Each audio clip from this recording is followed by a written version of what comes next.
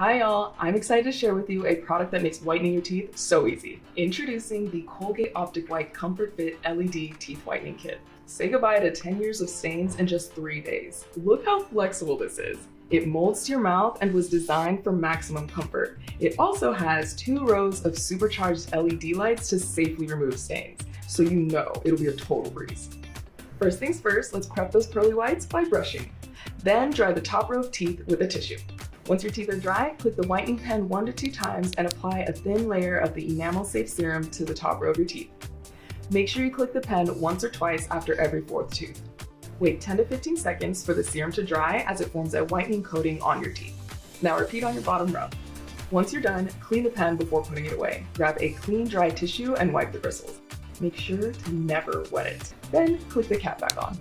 Okay, here's the cool part. Plug the device into your smartphone or tablet. So freeing, no charging necessary. Now for the magic. Turn the LED tray on and place inside your mouth. Listen for the beep at the 5-minute mark and you're halfway.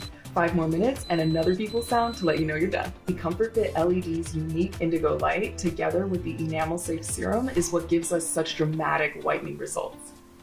To clean the device, just rinse under water, dry, and place in its case for next use.